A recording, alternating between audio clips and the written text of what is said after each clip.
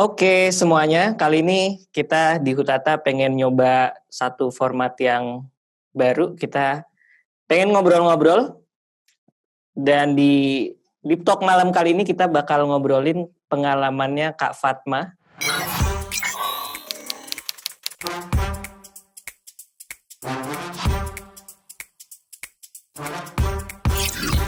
Kak Fatma ini mungkin beberapa juga udah nonton ya video Hutata yang terakhir yang judulnya apa, Mak? Overthinking. Bahas overthinking. Yang baru ada muka aku.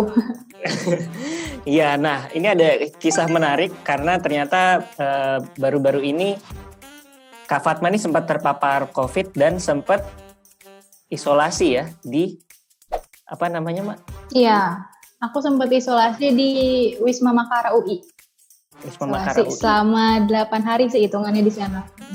Nah, kali ini di sesi Deep Talk malam kali ini kita bakal ngobrol-ngobrol soal itu. Tapi mungkin perkenalan dulu deh, Mak. Kan Fatma baru nih. Boleh. Jadi host Hutata. Mungkin cerita background-nya apa kek, hobinya, background kuliah. Oke, halo aku Fatma. Nama panjang aku Fatma Sari Putri. Di sini aku sebagai content writer dan hostnya Hutata juga. Background aku alumni Sastra Inggris UI 2016. Udah sih segitu aja kali ya kenalannya. Udah berapa lama masuk Famify sebagai content writer Hutata ini, Mbak? Aku join sekitar 4 bulan, sekarang mau masuk 4 bulan sih. Tapi baru ya? Tapi baru keluar video yang ada akunya itu baru 1. Baru 1. Masih yang lain masih on progress lah ya, masih. Nah, terus kayak keluar dari Wisma nih kapan sih? Kan kayak kita baru ngobrolin ini kapan? Kita kemarin kan meeting kan, terus aku baru tahu kan ternyata kamu sempat ke Wisma. Aku tuh di Wisma dari tanggal 14 Januari. Aku tuh PCR tanggal 12 Januari, hasilnya baru keluar tanggal 13. Nah, aku baru dirujuk ke Wismanya tanggal 14 karena masuk Wisma itu ngantri soalnya. Jadi nungguin rujukannya dulu. Terus aku keluarnya tanggal 22. Tanggal 22. Berarti selama di Wisma itu tetap kerja ya ternyata. Tetap kerja. Cuma saya jadi kayak nggak bisa syuting gitu, jadi nggak maksimal sih sebenarnya kerjanya. Karena kan juga nggak boleh stres, nggak boleh banyak pikiran. Tapi ini ya karena nggak ada gejala juga, jadi sebenarnya masih bisa kerja ya? Iya, nggak ada gejala sama sekali. Karena kan di Wisma itu cuma boleh tanpa gejala. Kalau misalnya udah ada gejala dari sedang ke berat tuh udah harus dirujuk ke rumah sakit. Kalau di Wisma itu cuma tanpa gejala. Jadi masih bisa kerja kayak biasa, masih bisa beraktivitas kayak biasa. Nah itu kayak di Wisma ini kayak dibayarin atau kita bayar sih sebenarnya? Dan kenapa kayak Fatma tiba-tiba memilih ke Wisma? Kalau bayar atau enggaknya sih kalau COVID ini tuh gratis sebenarnya Bang. Kalau COVID kan ada namanya jaminan Kemenkes ya. Jadi semuanya di-cover sama Kemenkes. Kecuali ada obat-obatan yang nggak bisa di-cover sama Kemenkes itu. Kalau misalnya aku tuh kenapa minta dibawa ke Wisma? Karena aku takut nularin keluarga aku yang ada di rumah. Karena kan kalau aku kan OTG nggak berasa apa-apa kan. Kalau keluarga aku kan kayak orang tua aku itu udah pada tua, takutnya punya komorbid juga, takutnya kan kena malah di gejalanya berat. Jadi aku tuh pas tahu hasil PCR positif, aku langsung minta rujukan ke puskesmas buat dibawa ke Wisma. Dengan alasan aku ini tanpa gejala dan nggak mau nularin ke keluarga. Tapi kayak taunya kayak kamu bisa ke Wisma itu dari mana? Emang dapat informasi itu apa pas ke rumah sakit yang pas PCR itu? Oh enggak, rumah sakit pas PCR itu emang udah lepas tangan aja gitu sih. Jadi aku langsung ngomongnya ke puskesmas. Katanya puskesmas tuh kita ada pilihannya kalau orang di Depok tuh ada pilihannya Wisma Makara UI. Sebenarnya aku juga baru tahu tuh pas aku positif itu. Karena aku taunya Wisma Atlet. Nah aku bilangnya tuh pertamanya boleh nggak aku dirujuk ke Wisma Atlet gitu. Tapi ternyata kata orang puskesmasnya Wisma Atlet tuh diutamain orang Jakarta gitu. Aku kan orang Depok. Terus dia bilang katanya di Depok itu ada Wisma Makara UI gitu. Terus aku juga searching kan, ternyata bener nih bisa gitu. Tapi dengan syarat harus tanpa gejala. Kalau yang ada gejala langsung ke rumah sakit ya? Iya, paling kalau gejala ringan juga masih bisa sih ke Wisma itu. Cuman kalau udah dari sedang ke berat tuh udah harus ke rumah sakit sih. Karena tuh kalau di Wisma juga nggak pengobatannya juga nggak seintens itu kalau untuk gejala beratnya. Tuh, jadi nggak bisa. Tapi di Wisma ngapain aja? Sebenarnya kayak bentuknya kayak apa sih? Kayak lebih kayak kosan gitu kah atau kayak apa sebenarnya? Kalau di Wisma Makar UI, sebenarnya kan aku alumni UI juga, jadi aku udah tahu Wisma kayak gimana. Wisma tuh kayak sebenarnya bentuknya hotel gitu sih buat penginapan. Jadi karena ada COVID ini, dia nggak nerima lagi mungkin dari orang luar gitu kan. Jadi untuk khusus COVID. Nah di situ ya bentuknya kayak hotel aja sih. Ada wifi-nya juga, cuman sayangnya nggak semua ruangan dapat wifi-nya gitu. Jadi nggak enaknya di situ sih. Kayak kalau mau kerja juga gimana harus pakai kuota sendiri gitu. Jadi susah. Oh, terus kayak makan gitu berarti dari sana juga disediain ya? Kalau makan juga disediain, makan 3 kali sehari disediain. Tapi nggak bisa milih menunya, udah tersedia dari sananya. Kayak makanan sehat lah, ada sayur, buahnya juga dari sana gitu. Terus kalau untuk laundry juga disediain di sana, cuman nggak setiap hari. Laundry cuman ada hari Selasa, Kamis, sama Sabtu kalau nggak salah. Tapi terbatas juga, kayak maksimal tuh cuman boleh masukin 4 baju, 2 pasang. Gitu, jadi nggak bisa banyak-banyak juga. Tapi di sananya juga yang nggak kemana-mana, di kamar doang. Karena kan kita nggak bisa berinteraksi sama orang sebelah kamar atau gimana. Oh. Jadi ya kerjanya. Tapi sekamar sendiri atau? Sekamar berdua. Sama-sama positif tapi pastinya. Oke. Tapi terus kayak si teman sekamarnya orang apa? Maksudnya apakah kerja juga atau dia kuliah? Teman sekamar aku tuh, aku senengnya teman sekamar aku kayak dia tuh tahu soal percovidan ini. Dia kayak lebih ngerti gitu dari aku. Karena kan dia juga perawat juga kalau nggak salah deh. Dia sempat jadi perawat juga. Jadi dia sempat sharing-sharing juga ke aku tentang COVID ini. Gitu. Bahkan dia tuh tadinya ada gejala juga. Dia sempat demam bahkan. Demam baru dia PCR. Kalau aku kan emang nggak ada gejala sama sekali. Gitu sih. Cuman pas masuk ke Wisma, emang dia udah nggak ada gejala sama sekali. Tapi tuh sebenarnya yang pertama kali aku kaget pas aku masuk Wisma, itu ternyata cuma diwatesin sampai 10 hari isolasi di situ. Dan 10 harinya cuman dimulai dari tanggal PCR, bukan tanggal masuk. Kayak aku kan PCR tanggal 12. Aku baru masuk Wisma Wisma Makara itu tanggal 14. Nah di situ dihitung 10 harinya dari tanggal 12. Gitu. Jadi aku keluar tanggal 22 dan itu harus udah nggak ada gejala sama sekali juga. Tapi kalau Fatma berarti dari awal emang nggak ada sama sekali? Aku dari awal nggak ada sih, cuman sempat kesugesti jadi kayak pusing gitu kan, kayak abis tahu nih hasil PCR positif terus kayak aduh pusing banget sampai minum paracetamol kan. Tapi selama isolasi paling cuman ada batuk-batuk dikit sih. Jadi pas batuk itu aku langsung bilang dokternya biar dikasih obat gitu. Jadi nggak lama sih batuknya. Nah makanya pas udah dinyatain mau pulang nih tanggal 22 masih diperiksa lagi sama dokternya, ditanya-tanya lagi ada gejala lagi nggak sampai hari terakhir ini gitu. Terus dicek juga tensi, saturasinya juga, nadi sama suhunya juga dicek. Itu kalau udah semua udah boleh pulang sama dikasih surat pernyataan sembuh gitu. Tapi pas mau pulang tuh harus tes lagi atau enggak sebenarnya? Enggak. Jadi di Wisma itu nggak nyediain swab pulang gitu loh. Dia cuma ngelihat orang boleh pulang atau enggak. Dia ngeliatnya dari masa isolasinya sama gejalanya. Jadi nggak nyediain swab pulang. Karena kan sekarang ketentuannya tuh sekarang itu Bang, orang bisa dinyatain sembuh itu udah nggak tergantung dari hasil PCR negatif lagi katanya sekarang.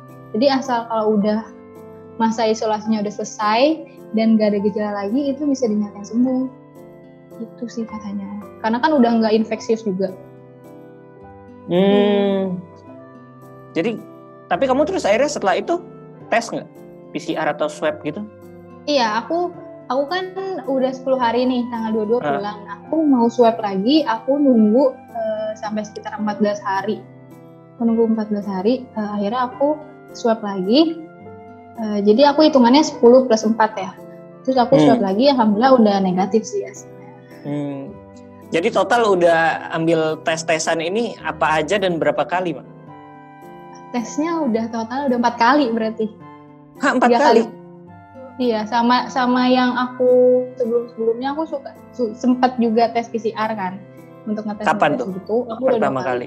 Jadi tuh aku sempat PCR pertama tanggal 16 Desember itu aku sempat PCR.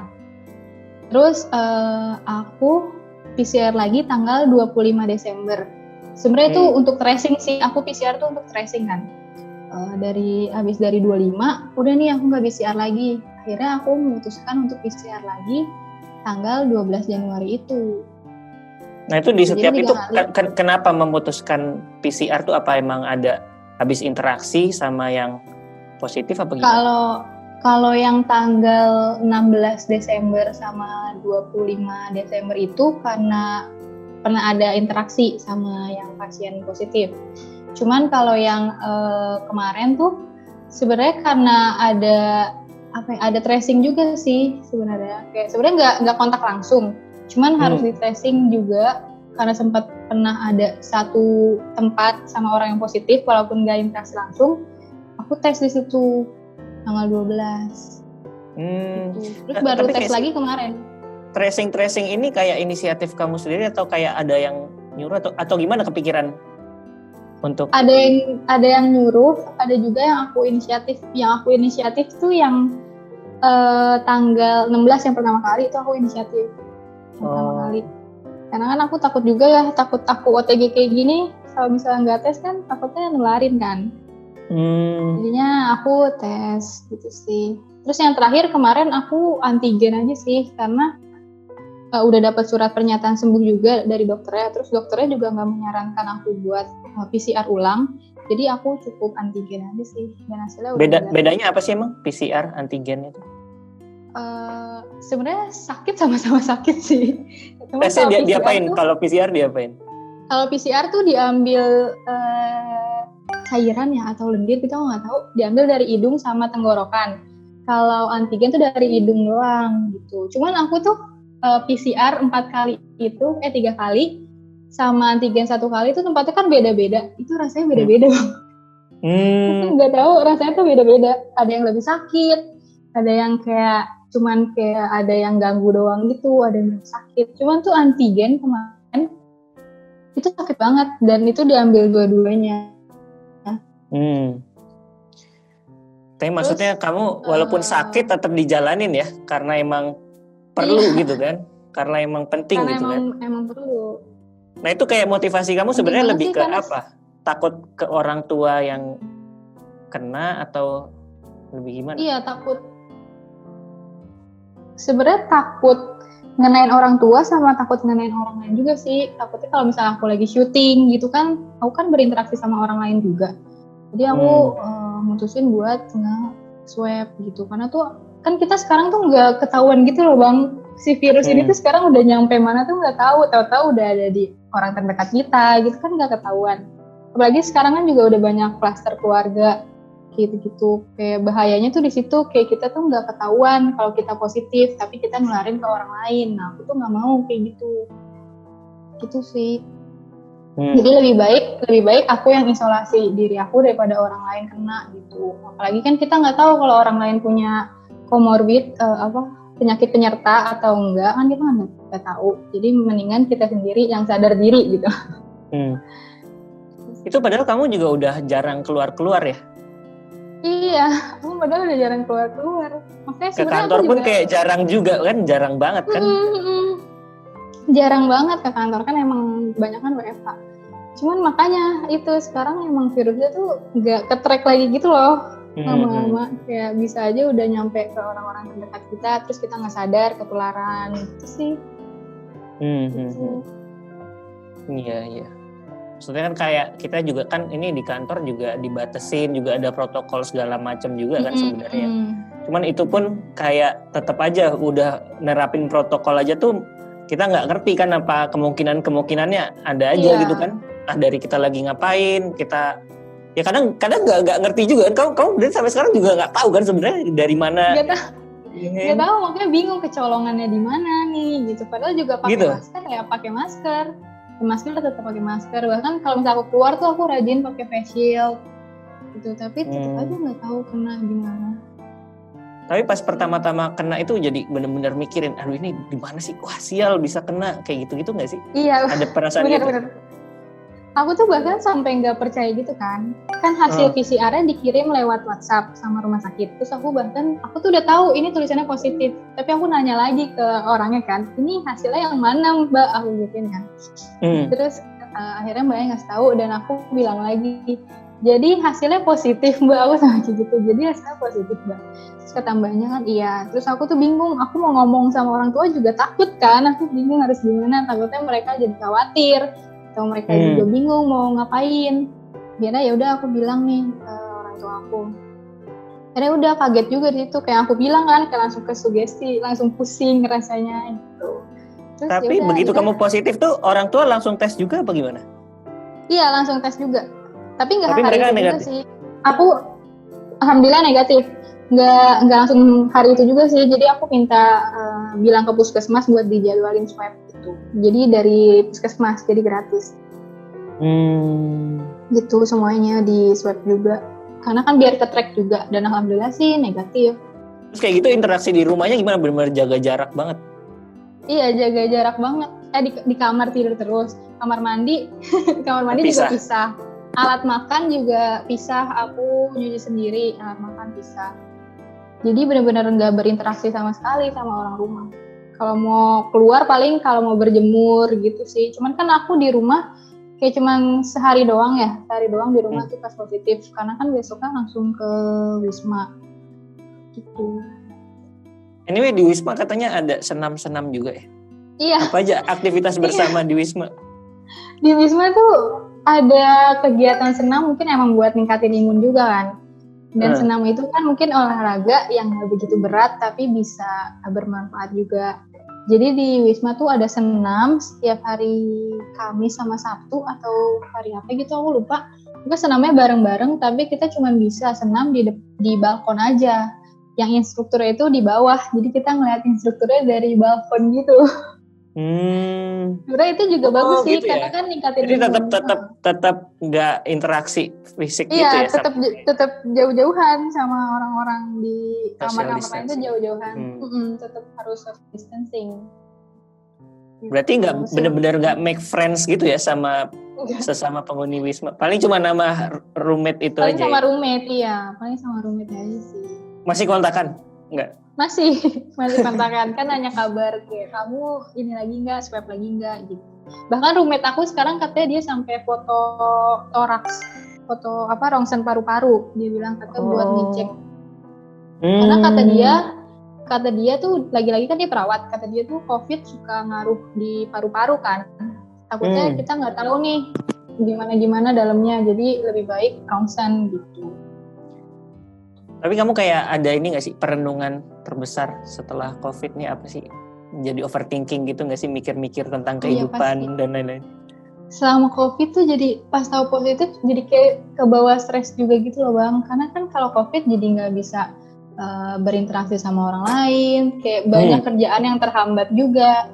Kayak aku di Wisma jadi isolated gitu loh, nggak bisa ketemu keluarga. Terus kan udah gitu lama kan sampai 8 sampai 10 hari kalau di situ. Terus kayak kerja juga nggak bisa maksimal, jadinya harusnya bisa kerja cepet setiap harinya, jadinya kerja lama. Terus jadi nggak bisa syuting juga. Sebenarnya yang aku pikirin tuh juga pertama nggak bisa ketemu orang tua sama kerjaan aku jadi terhambat gitu loh. Karena kalau kerjaan terhambat kan takutnya ngaruh ya ke orang-orang lain gitu. Jadi, tapi kayak tentang fenomena COVID in general sendiri, kamu jadi kayak punya sesuatu pikiran tertentu nggak tentang Indonesia ini gimana pandemi? Sebenarnya nih jadi keluarga aku kan sempat positif juga, ada yang positif juga. Makanya pas itu aku sempat tracing juga kan, yang tanggal 16 itu. Nah keluarga aku itu dia berat gejalanya Bang, dia gejala berat. Dan dia harus dibawa ke rumah sakit. Nah, masalahnya rumah sakit itu selalu penuh. Aku bawa ke satu rumah sakit, terus udah daftar nih gini-gini, tinggal nunggu di IGD-nya. Ternyata nggak jadi. Kata resepsionisnya IGD full, ruang isolasi full. Jadi aku harus ikut bawa keluarga aku ke rumah sakit yang lainnya lagi. Gitu. Terus rumah sakit lainnya lagi full juga kayak gitu juga Bang. Jadi kayak ada kali 2 kali aku bolak-balik, 3 kali lah nyari rumah sakit. Akhirnya sampai ada salah satu rumah sakit, dia masih ada tersedia si ruang IGD-nya doang nih, ruang isolasinya masih penuh banget. Jadi di ruang IGD-nya itu masih ada 01. Tapi kalau di ruang IGD itu pasti dapat perawatan. Cuman emang nggak nyaman. Jadi perawatannya tuh seadanya doang, cuma dikasih obat, gitu kasih infus. Cuman kayak masih nyampur sama pasien yang lainnya dan itu berisik banget gitu loh, terbatas.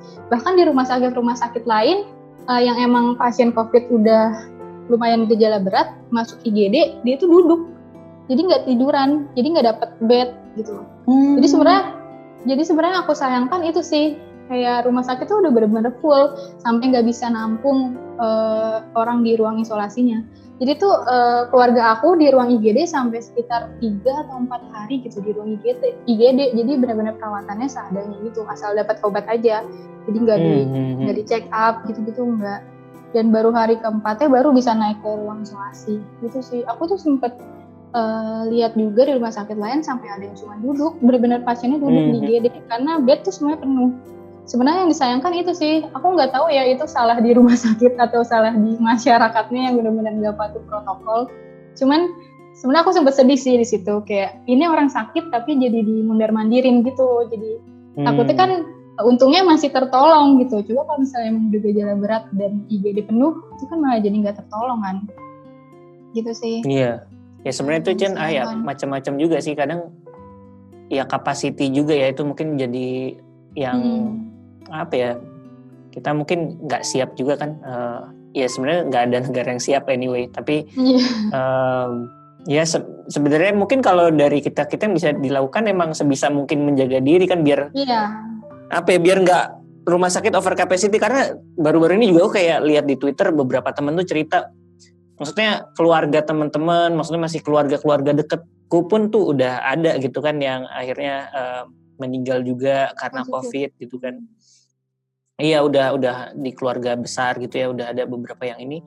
Nah terus teman-teman pun banyak gitu yang kayak ya itu udah sempat positif, yang orang tuanya juga harus berpulang juga karena COVID ini gitu kan.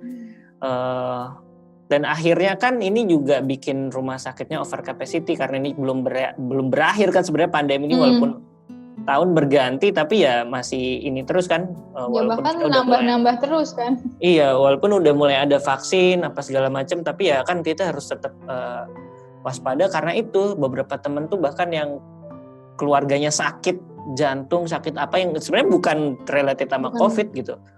Tapi nggak bisa ke rumah sakit karena rumah sakitnya penuh gitu. Sebenarnya kan yang paling bahaya tuh karena itunya juga kan, ketika akhirnya kayak kita udah nggak punya capacity lagi gitu untuk menampung orang yang bahkan bukan sakit COVID gitu. Sakit, maksudnya di situasi biasa kan ya ada aja kan kayak orang ke IGD lah, ke harus udah segera dapat penanganan. Nah kalau orang-orang kayak gitu juga nggak bisa dapat kan, juga sebenarnya nggak cuman gara-gara COVID-nya doang kan, gara-gara yang itu juga kalanganin tuh bisa banyak korban gitu. Tapi jadi apa Fatma setelah COVID ini, kayak akhirnya terus sembuh, bersyukurkah atau ada semangat baru dalam hidup, atau ada pesan-pesan apa? Sebenarnya kalau pas kena COVID-nya sedih banget jujur, sama kesel juga sama diri sendiri, kayak kok bisa sih perasaan protokol tuh udah bener-bener nerapin banget, tapi kok bisa sih kena gitu. Jadi kayak sempat sedih juga sih, cuman pas udah tahu sembuh kayak nimbulin semangat baru aja gitu, jadi kayak bener-bener pengen ngejaga diri gitu loh Bang. Kayak jangan sampai nih aku reinfeksi atau gimana, jangan sampai kayak harus nerapin protokol lagi, karena emang makin kesini juga makin parah kan virusnya, kayak makin deket lah gitu virusnya. Dan penanganannya juga takutnya kan makin penuh lagi, itu ngebahayain diri sendiri gitu. Kita nggak tahu kan kondisi badan kita. Mungkin sekarang aku bisa OTG, cuman aku nggak tahu kalau misalnya amit-amit, kalau misalnya aku reinfeksi dan ternyata aku ada gejala dari sedang sampai berat gitu kan, kita nggak tahu kondisinya kayak gimana. Gitu loh, jadi benar-benar harus. Jadi udah sembuh malah makin waspada ya? Iya dong, bukan kayak santai-santai karena udah kena, nggak gitu kan? Enggak, karena kan bisa reinfeksi juga walaupun emang kemungkinannya kecil. Tetap harus protokol dong. Karena kan nggak tahu gimana kondisinya nanti. Takutnya kan kejadian-kejadian yang tidak diinginkan terjadi gitu. Karena aku juga udah ngerasain nggak enak gimana gitu. Yang nggak enak kena COVID, keluarga kena COVID, tuh udah ngerasain nggak enaknya kayak gimana. Jadi udahlah nggak mau lagi gitu. Jauh-jauh deh COVID nih, jauh-jauh dari gue gitu. Maksudnya bahkan bagi orang yang tanpa gejala pun itu nggak enak gitu ya? Nggak enak, rasanya sama sekali. Nggak enak sama sekali lah. Jadi nggak bisa berinteraksi sama keluarga, terus kerjaan jadi terbengkalai juga sama. Nggak enak deh pokoknya gitu. Kan nggak bisa ngapa-ngapain juga kan, karena jadi kayak dimusuhin juga, jadi kayak musuh masyarakat, kayak orang-orang nggak mau deket-deket gitu kan. Gitu. Ada perasaan gitu ya kayak dimusuhin, tapi ya mau gimana lagi kan harus isolasi apa segala di jalan. Tapi maksudnya kamu memahami juga kan, maksudnya ya sebenarnya bukan aib juga kan, maksudnya ya itu nggak ada orang yang minta gitu kan kena COVID sebenarnya. Iya, karena kan ini pandemi ya, udah pasti udah bukan aib sih, cuman kayak sedih aja. Kayak aku kan biasanya berinteraksi sama orang, emang aku suka kan berinteraksi sama teman-teman. Itu jadi sekarang nggak bisa ketemu gitu sih. Tapi aku alhamdulillahnya kayak teman-teman aku pada support, si keluarga juga pada support, gitu sih. Sedih tahu banget ceritanya. Anyway, ini udah lumayan panjang nih. Kita mungkin ada pesan-pesan terakhir Mak buat teman-teman penonton Hutata. Pesan-pesan buat teman-teman Hutata. Pokoknya jangan sampai lengah sama protokol kesehatan, karena ini tuh virus udah benar-benar nggak kelihatan di mana keberadaannya, jadi mungkin aja nggak ketahuan gitu loh. Jadi jangan sampai lengah sama protokol kesehatan 3M, pakai masker, mencuci tangan, sama menjaga jarak. Gitu. Ada 3M ya. Ya segitu dulu kali ya obrolan kita kali ini di Deep Talk malam kali ini. Makasih teman-teman udah nonton. Ini kita salamannya gimana nih? Sampai jumpa di video selanjutnya dan salaman.